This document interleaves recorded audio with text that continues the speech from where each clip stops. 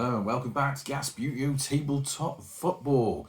I've been spending a bit of time thinking about how we can use these bad boy boxes solo keepers. I was thinking there's got to be more applications to them, like using them in a normal game. And I've come up gradually over the last couple of weeks thinking about how we could incorporate some sort of rules setting for using them when you've got a two-person game. Now, I know this doesn't happen very often around here, certainly at Gasbutio Stadium, but there may be a two-person game coming up here. I've got something in the pipeline that I'm sorting out at the moment, so stay tuned for that. As you know, if you watch this channel, don't have people in here quite a lot. This is my little empire, and that's the way I likes it. But no, we might actually have a proper game. Obviously, it's going to be Gasbutio Stadium rules. So, you know, various things in that you're familiar with, like no shooting line, and etc, etc. And so I thought I'd come up with some sort of rules for using these. Now, what I'm thinking is this.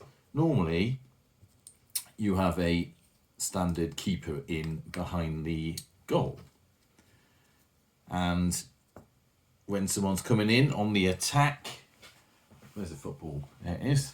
Where's a player? Let's get some other players on there, apart from Rovers. I've got a big tub of all sorts there. Let's say a couple of reds are coming in. Now, if you were the team in possession, that looks a little bit offside. Let's put you there. And then you're the defensive team. So if you're the defense, sorry, I'm confusing myself here. If you're the defending team, then you're going to have your goalkeeper here. You're going to do a few defending flicks, and then your goalkeeper's going to be in your hand, and you're moving around trying to stop that ball from going in. Now, effectively, that's like free movement, isn't it?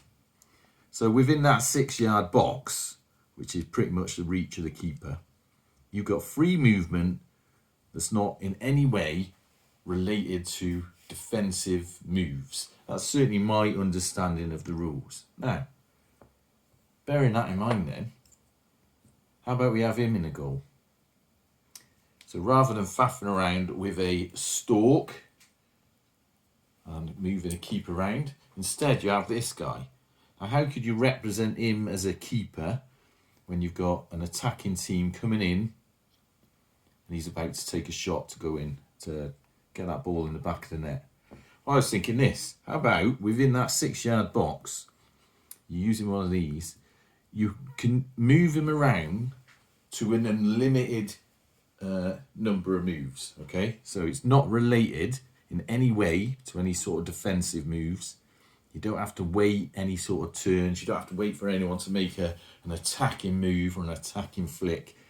Instead, you can move in, as long as he stays in that 6-yard box, you can move him as many times as you want. Now, you may say, but then someone could hold it and take the shot and physically block the ball as it comes in by moving it about. Well, I've thought about that.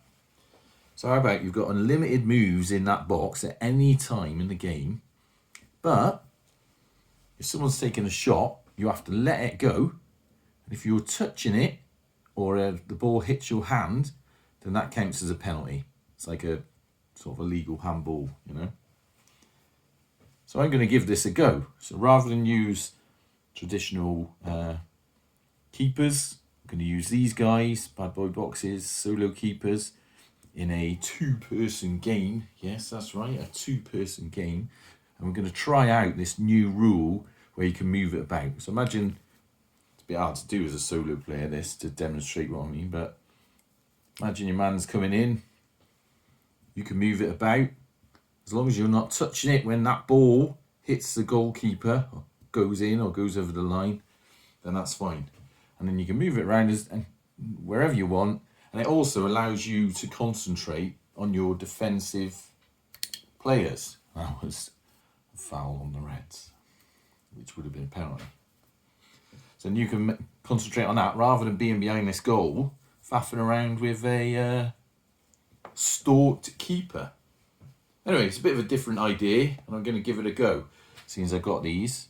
These are growing on me the more I have them. So you know, they are quite fun. So, yeah, let's give that a go and see if giving it unlimited moves, like you've got unlimited movement with a keeper, as long as you keep it in that box there, then I don't know. We'll try it. Anyway, we'll try it. When we get to doing the game, it's more than likely going to be on film anyway for something I'm doing. So you will see how that ends up. But a bit of an experiment, quite interesting sort of thing to see if it works in gameplay. So stay tuned, and we'll see how that pans out. Anyway, until next time, up the gas.